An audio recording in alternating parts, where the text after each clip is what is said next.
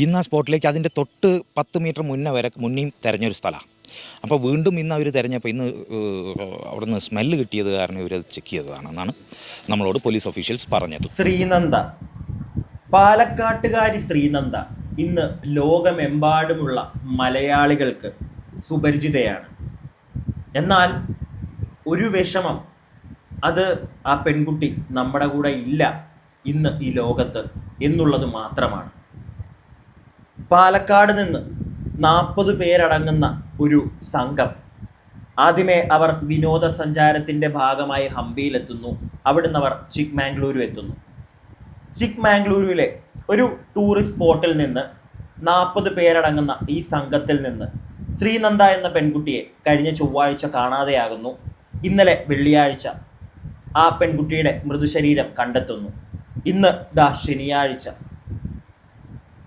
ആ പെൺകുട്ടിയുടെ ശരീരം അവരുടെ നാട്ടിലേക്ക് എത്തിയിരിക്കുന്നു. നിങ്ങൾ ഈ വീഡിയോ കാണുന്ന സമയത്തേക്ക് മിക്കവാറും നാട്ടിലെത്തിക്കാണും. കാരണം ഞാൻ ഇന്നലെ രാത്രിയിൽ, വെള്ളിയാഴ്ച രാത്രിയിലാണ് ഈ വീഡിയോ ചെയ്യുന്നത്, പാതിരാത്രിയിൽ.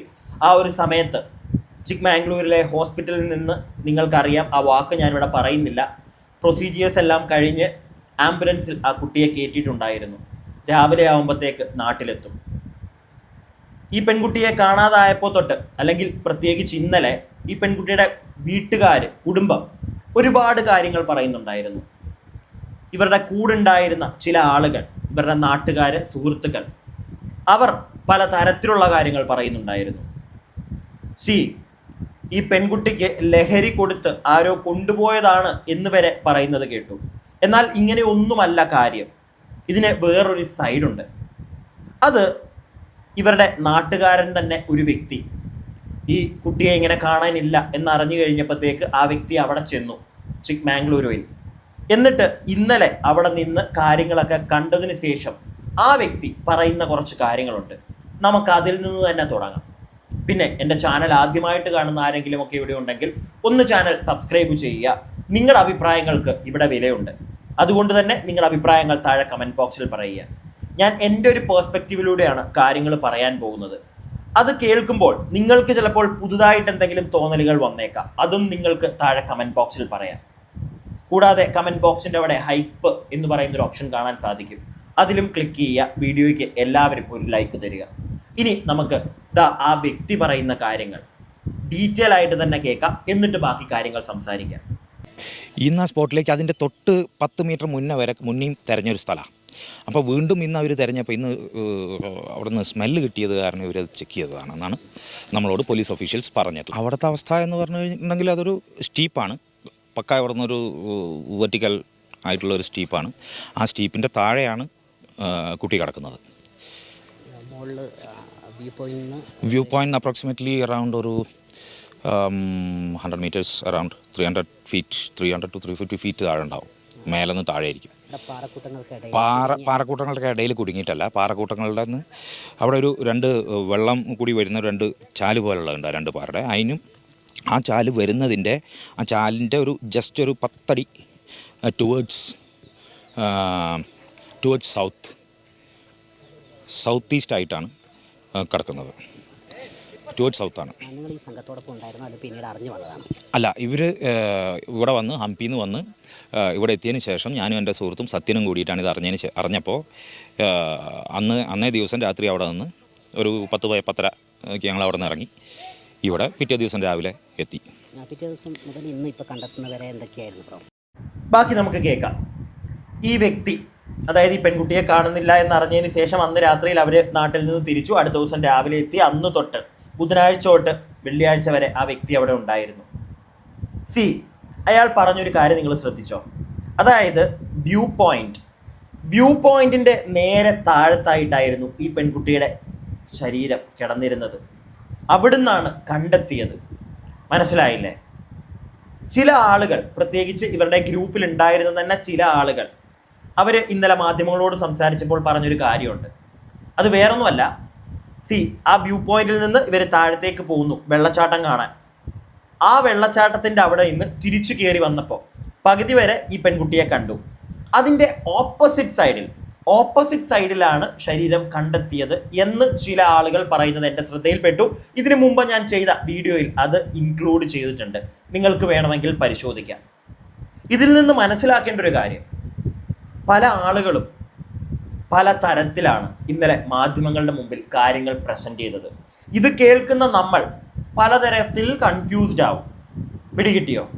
ഇത് ഇപ്പോൾ ഞാൻ നിങ്ങളെ കേൾപ്പിച്ചത് ആ വ്യക്തി അവിടെ കാര്യങ്ങളെല്ലാം കണ്ട് ഇന്നലെ വരെ അവിടെ ഉണ്ടായിരുന്നു. ഇന്നലെ നമ്മൾ മെയിൻ സ്ട്രീം ചാനൽ വഴി ഇവരുടെ കൂടെ ഉണ്ടായിരുന്ന ചില വ്യക്തികൾ പറഞ്ഞ കാര്യങ്ങൾ, അത് അവർ നാട്ടിൽ വന്നതിന് ശേഷം മാത്രം പറഞ്ഞതാണ്. ഈ വ്യക്തി, ഇപ്പോൾ നിങ്ങളെ ഞാൻ കാണിച്ച ആ വ്യക്തി ഇപ്പോഴും അവിടെയുണ്ട്. നിങ്ങൾ ഈ വീഡിയോ കാണുന്ന സമയത്ത് അദ്ദേഹം കാണില്ല. ഇന്നലെ ആ പെൺകുട്ടിയെ കണ്ടെത്തുമ്പോൾ ആ വ്യക്തി അവിടെയുണ്ട്. ആ വ്യക്തി ക്ലിയർ ആയിട്ട് പറയുന്നു, ആ വ്യൂ പോയിന്റിൽ നിന്ന് നേരെ താഴെ തന്നെയായിരുന്നു ഈ പെൺകുട്ടിയെ കണ്ടെത്തിയത് എന്നത്. അതായത് ഈ പെൺകുട്ടി താഴത്തെ വെള്ളച്ചാട്ടമൊക്കെ കണ്ട് തിരിച്ച് മേളിൽ ചെന്ന വ്യൂ പോയിന്റിന്റെ അവിടെ നിന്നപ്പോൾ ചിലപ്പോൾ അവിടുന്ന് താഴത്തേക്ക് വീണതായിരിക്കാം. വെറും ഒരു സംശയം മാത്രമാണ്, ക്ലിയർ ആയിട്ട് നമുക്ക് പറയാൻ സാധിക്കില്ല. കാരണം അവിടെ ഒരു CCTV ക്യാമറ പോലും ഇല്ല. പിന്നെ നമുക്ക് വേണമെങ്കിൽ ഒരു ചോദ്യം ചോദിക്കാം, അങ്ങനെ ഈ പെൺകുട്ടി മേളിൽ പോയിട്ട് ആ ഒരു വ്യൂ പോയിന്റിൽ നിന്ന് താഴത്തേക്ക് വീണതാണെങ്കിൽ ബാക്കി ആരെങ്കിലും ഒക്കെ കാണത്തില്ലേ? ചോദിക്കാം. കാരണം ആ ഒരു വ്യൂ പോയിന്റിൽ എന്താണെങ്കിലും ആ വ്യൂ പോയിന്റ് കുറച്ചും കൂടെ മാറിയിട്ടാണ് ഇവരുടെ വണ്ടിയൊക്കെ പാർക്ക് ചെയ്യുന്നത്. സോ അങ്ങോട്ടേക്ക് പോകുന്ന വഴിയാണ്, എല്ലാവരും കാണും. പിന്നെ ഈ പെൺകുട്ടിയുടെ കൂടെ 2 സുഹൃത്തുക്കളുണ്ടായിരുന്നു, ബന്ധുക്കളുണ്ടായിരുന്നു. ആരെങ്കിലും കാണേണ്ടതാണ് ആ വ്യൂ പോയിന്റിൽ നിന്നാണ് താഴെ വീണതെങ്കിൽ. പക്ഷെ അതും ഇവിടെ ആരും കണ്ടിട്ടില്ല. സംശയിക്കേണ്ടിയിരിക്കേണ്ട ഒരുപാട് റീസൺസ് ഈ ഒരു വിഷയത്തിലുണ്ട്. പിന്നെ ഒരു കൺഫ്യൂഷൻ വരുന്നത്, പല ആളുകൾ, നാട്ടുകാരൊക്കെ അല്ലെങ്കിൽ ഇവരുടെ കൂടെ ഉണ്ടായിരുന്ന ആളുകൾ പറയുന്ന ചില കാര്യങ്ങൾ, അതും ഇന്ന് ഈ വ്യക്തി പറയുന്ന കാര്യങ്ങളും കൂടെ കേൾക്കുമ്പോൾ കൺഫ്യൂസ്ഡ് ആണ്. നമുക്ക് എന്തായാലും ബാക്കി കേൾക്കാം, എന്നിട്ട് നിങ്ങൾക്ക് ഞാൻ കുറച്ചും കൂടെ ഒരു ക്ലിയർ പിക്ചർ തരാൻ ശ്രമിക്കാം. നമുക്ക് അടുത്ത കേൾക്കാം. ഡ്രോൺ ഒരു പ്രധാനമായിട്ടും ഒരു പോലീസ്, ഫയർഫോഴ്സ്, പിന്നെ ഫയർ ആൻഡ് റെസ്ക്യൂ, അതേപോലെ തന്നെ ഫോറസ്റ്റ് ഡിപ്പാർട്ട്മെൻറ്റ്, ഇവർ മൂന്ന് ഡിപ്പാർട്ട്മെൻറ്റും ആൾക്കാരുണ്ടായിരുന്നു. വളരെ വൃത്തിക്ക് അവർ തിരയുന്നുണ്ടായിരുന്നു. പിന്നെ ഈ ഡ്രോൺ ഒരു 3-4 ഡ്രോൺ വെച്ചിട്ട് തിരയുന്നുണ്ടായിരുന്നു. അതിൽ തെർമൽ ഇമേജിങ്ങുള്ള ഡ്രോൺ ഉണ്ട്, IR ഉള്ളതുണ്ട്, നോർമൽ ആയിട്ടുള്ളതുണ്ട്. അത് 3 കൂടി ഒന്നിലായിട്ടുള്ള ഡ്രോൺ വെച്ചിട്ട് അവരൊരു 2-3 കിലോമീറ്റർ ദൂരം അവർ തിരഞ്ഞിട്ടുണ്ടായിരുന്നു. പക്ഷേ എന്തോ കാണാൻ പറ്റിയില്ല, ആ ഒരു ഏരിയയിലേക്ക് എത്താൻ പറ്റിയില്ല. ഇന്ന് ആ സ്പോട്ടിലേക്ക് അതിൻ്റെ തൊട്ട് 10 മീറ്റർ മുന്നേയും തിരഞ്ഞൊരു സ്ഥലമാണ്. അപ്പോൾ വീണ്ടും ഇന്ന് അവർ തിരഞ്ഞപ്പോൾ ഇന്ന് അവിടെ നിന്ന് സ്മെല്ല് കിട്ടിയത് കാരണം ഇവരത് ചെക്ക് ചെയ്തതാണെന്നാണ് നമ്മളോട് പോലീസ് ഒഫീഷ്യൽസ് പറഞ്ഞത്. വേറൊരു കാര്യം നിങ്ങൾ ശ്രദ്ധിച്ചോ, ഈ വ്യക്തി പറയുന്നത് സ്മെല്ല് കിട്ടിയത് കൊണ്ടാണ് അവിടെ ഒന്നുകൂടെ പരിശോധിച്ചത് എന്ന് പറയുന്നുണ്ട്. ഇന്നലെ ഇവരുടെ കൂടെ ഉണ്ടായിരുന്ന നാട്ടിലെത്തിയ ചില ആളുകൾ അവർ പറയുന്നുണ്ടായിരുന്നു, വേറൊന്നുമല്ല അവർ പറഞ്ഞത്, അധികം പഴകിയിട്ടില്ല ശരീരം എന്നുള്ളൊരു കാര്യം. നമ്മൾ ഇന്നലത്തെ വാർത്തകളിലൊക്കെ കേട്ടൊരു കാര്യമാണ് അത്. അധികം പഴക്കമില്ല ശരീരത്തിന്. പഴക്കമില്ലാത്തൊരു ശരീരത്തിൽ നിന്ന് എങ്ങനെ ദുർഗന്ധം വരും?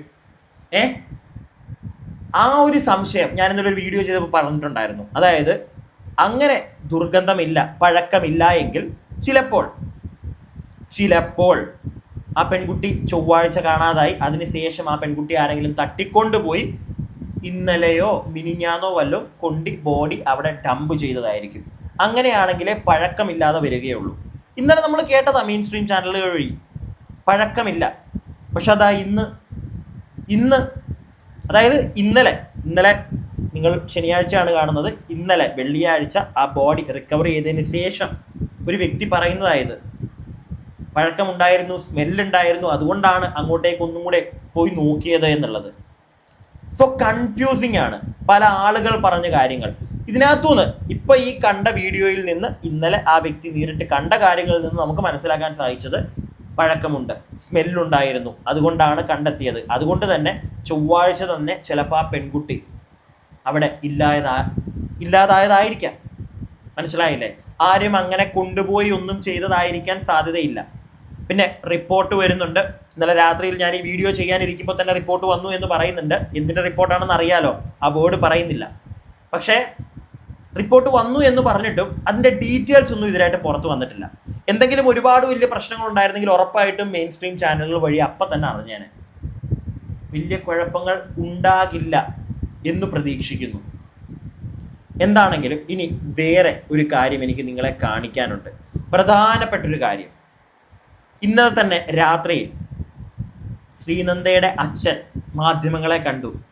അദ്ദേഹം കുറച്ച് കാര്യങ്ങൾ പറഞ്ഞു. അദ്ദേഹം പറഞ്ഞ കാര്യങ്ങളല്ല പ്രശ്നം ഇവിടെ.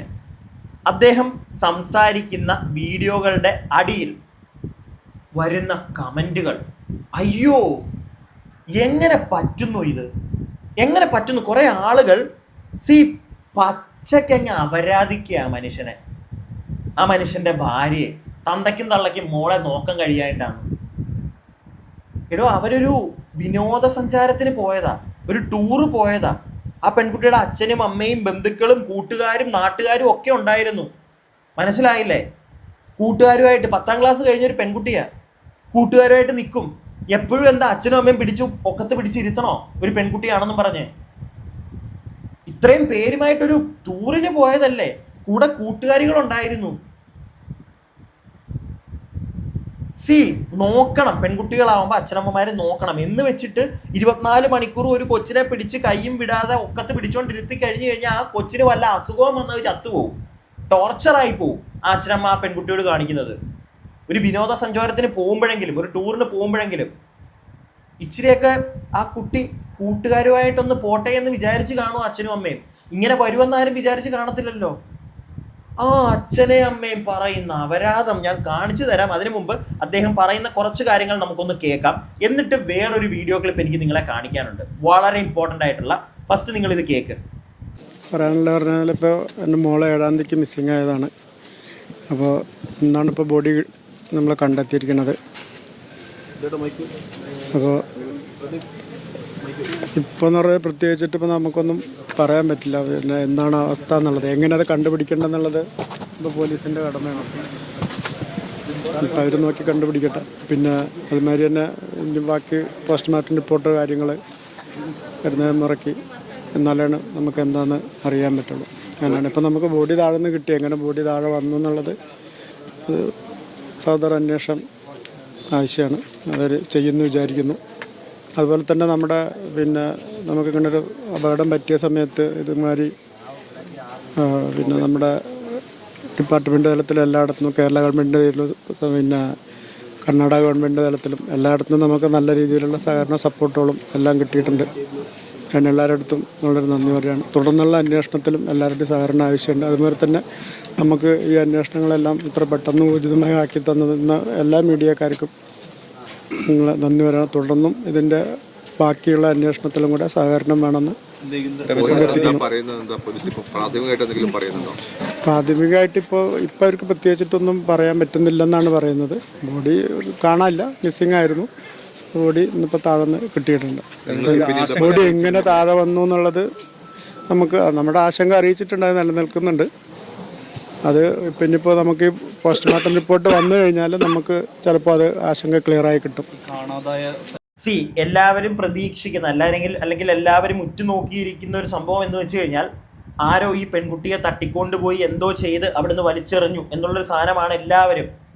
കുട്ടിയുടെ കുടുംബം പറയുമ്പോൾ പോലും അവരങ്ങനെയാണ്, എന്തോ ആ കുട്ടിക്ക് ലഹരി കൊടുത്തു എന്നൊക്കെ അവരുടെ അമ്മ കഴിഞ്ഞ ദിവസം പറയുന്നുണ്ടായിരുന്നു. ചിലപ്പോൾ അന്വേഷിക്കട്ടെ, അന്വേഷണം നല്ല രീതിയിൽ തന്നെ നടക്കട്ടെ. പക്ഷേ അവിടെ നടന്ന കാര്യങ്ങൾ അല്ലെങ്കിൽ ആ ബോഡി കിട്ടിയ സ്ഥലം എല്ലാം നോക്കുമ്പോൾ ചിലപ്പോൾ മേളിൽ നിന്ന് വീണതായിരിക്കാം, ഉറപ്പില്ല. ചിലപ്പോൾ ഇവരീ പറയുന്ന പോലെ ആരെങ്കിലും എന്തെങ്കിലും ചെയ്ത് വലിച്ചെറിഞ്ഞതാണോ, സംശയിക്കേണ്ടിയിരിക്കുന്നു. ഇന്നത്തെ കാലമാണ്, കർണാടകയാണ്, എന്ത് തെമ്മാടിത്തരും ഇവിടെ തന്നെ നടക്കുന്നു, പിന്നെയാണോ അവിടെ നടക്കാം. ഇവിടെ വേറൊരു പ്രശ്നം, ചില ആളുകളുടെ ഒരു പ്രശ്നമാണ്, ആ പെൺകുട്ടിയുടെ അച്ഛൻ വളരെ കാമായിട്ട് മാധ്യമങ്ങളോട് സംസാരിക്കുന്നു. അദ്ദേഹം കരഞ്ഞില്ല, നെഞ്ചത്തടിച്ച് കരഞ്ഞില്ല. ഒരു പ്രശ്നമാണിത് ചില ആളുകളുടെ. എന്ത് പറയാൻ അവരോടൊക്കെ എനിക്ക് മനസ്സിലാവുന്നില്ല. ബാക്കി കേൾക്കാം, എന്നിട്ട് ഞാനത് കാണിച്ചു തരാം നിങ്ങൾക്ക്. അല്ല, അതെ അതാണ് പറഞ്ഞത്. അപ്പോൾ ഫർദർ ഇൻവെസ്റ്റിഗേഷനിലാണ് നമുക്കത് അറിയാൻ പറ്റുള്ളൂ. അപ്പോൾ അത് ഉണ്ടാവുന്നതന്നെയാണ് പറഞ്ഞിരിക്കുന്നത് പോലീസിൻ്റെ സൈഡിൽ നിന്ന്.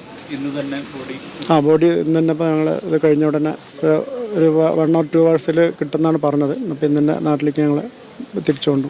നിങ്ങൾ നേരത്തെ പറഞ്ഞ ആശങ്ക ഇപ്പോഴും നിലനിൽക്കുന്നുണ്ട് അല്ലേ? ഈ കാണായ സ്ഥലത്ത് നല്ല ആശങ്ക നമ്മുടെ നിലനിൽക്കുന്നുണ്ട്. അപ്പോൾ അത് ഇനിയിപ്പോൾ ഈ പറഞ്ഞ മാറ്റി അത് പോലീസ് ഇപ്പോൾ എങ്ങനെയാണെന്നുള്ളത് അവർ തെളിയിച്ചു തരും. എങ്ങനെ വന്നു എന്നുള്ളത് തെളിയിച്ചു തന്നു കഴിഞ്ഞാൽ നമുക്കത്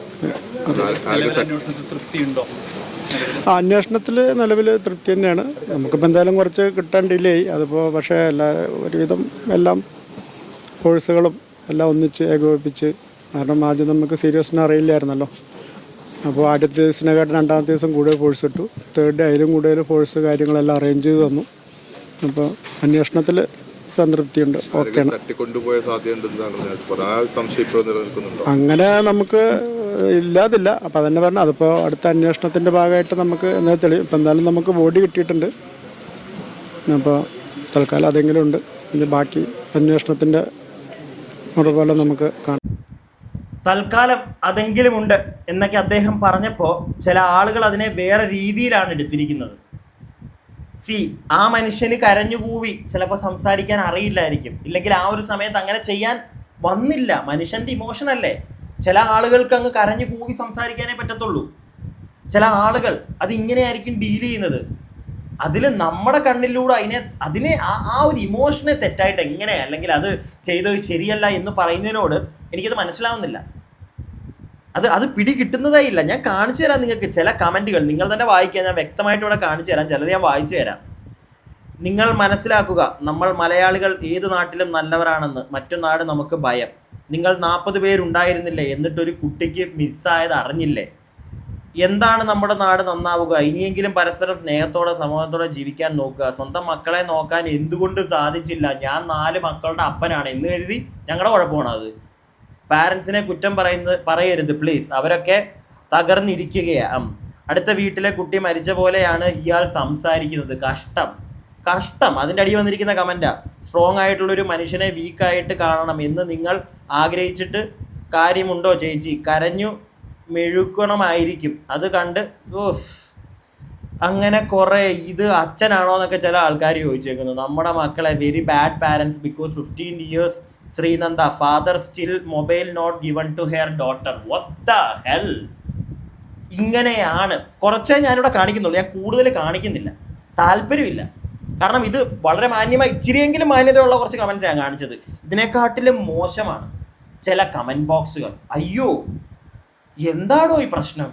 എന്താ പ്രശ്നം? ഞാൻ തുടക്കത്തിൽ പറഞ്ഞാലേ ആ കൊച്ചിനെ എങ്ങോട്ടും അനങ്ങാൻ സമ്മതിക്കാതെ ഇങ്ങനെ പിടിച്ചു വെച്ചോണ്ടിരിക്കണമായിരിക്കും അല്ലേ? ഇങ്ങനെ അച്ഛനും അമ്മയും ഇങ്ങനെ കഴുത്തെ കൂടെ കൈയിട്ട് ഇങ്ങനെ പിടിച്ചോണ്ടിരിക്കണമായിരിക്കും അല്ലേ? എന്നിട്ട് മാനസികമായിട്ട് അതിനെന്തെങ്കിലും പ്രശ്നം വന്ന് അത് പോയി വേറെ എന്തെങ്കിലും ചെയ്താൽ അപ്പോഴും ഈ അച്ഛനെയും അമ്മയും നമുക്ക് കുറ്റം പറയാം. കൊച്ചിന് ഫ്രീഡം കൊടുത്തില്ല എന്നും പറഞ്ഞ്. കഷ്ടം. ആ മനുഷ്യൻ കരയാത്തതിലൊന്നും ഇത്രയും അങ്ങോട്ട് നോവ് ആർക്കും വേണ്ട കേട്ടോ. അത് ശരിയല്ല. ഇനി ഞാൻ ഒരൊറ്റ ക്ലിപ്പും കൂടെ നിങ്ങൾക്ക് കാണിച്ചു തരാം. ഇന്നലെ തന്നെ വന്നതാണ്. പക്ഷേ ഈ കുട്ടിയെ കണ്ടെത്തുന്നതിന് മുമ്പ് ഒരു വ്യക്തി പറഞ്ഞിരിക്കുന്ന കുറച്ച് കാര്യങ്ങൾ, അതും കൂടെ ഞാൻ നിങ്ങളെ ഒന്ന് കേൾപ്പിക്കാം. എന്നിട്ട് നമുക്ക് ബാക്കി കുറച്ചേ കേൾപ്പിക്കുന്നുള്ളൂ. അപ്പം നിങ്ങൾക്കൊരു ക്ലാരിറ്റി കിട്ടാൻ വേണ്ടിയിട്ടാണ് ചില ആളുകൾ പറയുന്നത്. അല്ലെങ്കിൽ ഇന്നലെ ഈ ഒരു വിഷയത്തിൽ എല്ലാവർക്കും ഒരുപാട് കൺഫ്യൂഷൻ. എനിക്ക് പോലും ഞാൻ ആദ്യമേ വീഡിയോ ചെയ്തപ്പം അങ്ങോട്ടും ഇങ്ങോട്ടും ഇപ്പോഴും നമുക്ക് ക്ലിയർ ആയിട്ടൊന്നും പറയാൻ പറ്റുന്നില്ല. കാരണം അവസ്ഥ അങ്ങനെയാണ്. പിടികിട്ടിയോ? അവിടുത്തെ CCTV വിഷ്വലോ ഒന്നും നമുക്കറിയില്ല. അവിടുന്ന് നാട്ടിലെത്തിയ ചില ആളുകൾ അവർ പറയുന്ന കഥകൾ എല്ലാവരും പറയുന്നത് പലതരത്തിൽ. കൺഫ്യൂസ്ഡ് ആവില്ലേ? ഇതൊന്ന് കേട്ടേ നിങ്ങൾ. കുട്ടി അങ്ങോട്ട് പോകാനുള്ള സാധ്യതയില്ല. അതിനുള്ള സമയം കുട്ടിക്ക് കിട്ടിയില്ല. കുട്ടി നമ്മൾ ലാസ്റ്റ് കണ്ട ലൊക്കേഷനും ഈ ലൊക്കേഷനായിട്ട് ഒരുപാട് ഡിഫറൻസ് ഉണ്ട്. അതായത് നേരെ എതിർവശത്താണ്. അങ്ങോട്ട് വരണമെന്നുണ്ടെങ്കിൽ ഇതിൻ്റെ ഇടയ്ക്ക് ഞങ്ങളുടെ പാരൻസ് ആരെങ്കിലും കാണും. കാരണം ഞങ്ങൾ ആ സമയത്ത് അവിടെ ഉണ്ട്, ആ ലൊക്കേഷനിലുണ്ട്. കേട്ടോ നിങ്ങൾ? ഇത് ആ കുട്ടിയുടെ ഇന്നലെ ഡ്രോണിന്റെ വിഷ്വൽ കിട്ടിയതിന് ശേഷം ഈ ചേട്ടൻ പറഞ്ഞതാ. പിടികിട്ടിയോ? ഞാൻ ഇന്നലത്തെ വീഡിയോയിൽ ഈ ചേട്ടൻ്റെ വോയിസ് ആണ് വെച്ചിരുന്നത്, ഫേസ് ഒന്നും കാണിച്ചിട്ടില്ലായിരുന്നു. ഈ ചേട്ടൻ പറയുന്നത് ആ പെൺകുട്ടി ഒരു രീതിയിലും ഓപ്പോസിറ്റ് സൈഡിലാണ് നിന്ന ഭാഗത്തിൻ്റെ ഓപ്പോസിറ്റ് സൈഡിലാണ് ശരീരം കിടക്കുന്നത്. ഒരു രീതിയിലും അങ്ങോട്ടേക്ക് എത്താൻ ചാൻസ് ഇല്ല എന്നാണ് പറയുന്നത്. പക്ഷേ ഇന്നലെ അവിടെ ഉണ്ടായിരുന്ന ഒരു വ്യക്തി, ആ വ്യക്തി പറയുന്നത് ഞാൻ തുടക്കത്തിലേ കേൾപ്പിച്ചല്ലോ. ആ പോയിന്റിൻ്റെ നേരെ താഴത്തായിരുന്നു ശരീരം ഉണ്ടായിരുന്നത്. കുട്ടി അവിടെ എത്തിയതായിരിക്കും, അല്ലാതെ ഓപ്പോസിറ്റ് സൈഡിലൊന്നും അല്ലേ. ഇതുപോലെ പല തരത്തിലാണ്, പല ആളുകൾ പലതാണ് പറയുന്നത്. ഏറ്റവും കൂടുതൽ കൺഫ്യൂസിങ് ആവുന്നത് ഇവിടെ തന്നെയാണ്. കൂടെ ഉണ്ടായിരുന്നവർ, ആ വിനോദസഞ്ചാരത്തിൽ ഉണ്ടായിരുന്ന 40 അംഗ സംഘത്തിൽ ഉണ്ടായിരുന്നവർ തന്നെ ഇങ്ങനെയൊക്കെ പറയുമ്പോൾ ആർക്കാണെങ്കിലും കൺഫ്യൂഷൻ വന്നു പോകില്ലേ? ഞാനിപ്പോൾ ഈ പറഞ്ഞത് എൻ്റെ മാത്രം അഭിപ്രായമാണ്. നിങ്ങളുടെ അഭിപ്രായങ്ങൾ അല്ലെങ്കിൽ നിങ്ങളുടെ ഒരു പേഴ്സ്പെക്റ്റീവ് താഴെ കമൻറ്റ് ബോക്സിൽ പറയുക. അടുത്ത വീഡിയോ ആയിട്ട് നമുക്ക് എത്രയും പെട്ടെന്ന് കാണാം. അടുത്ത വീഡിയോ ആയിട്ട് കാണുന്നവരേക്കും stay tuned and stay weird.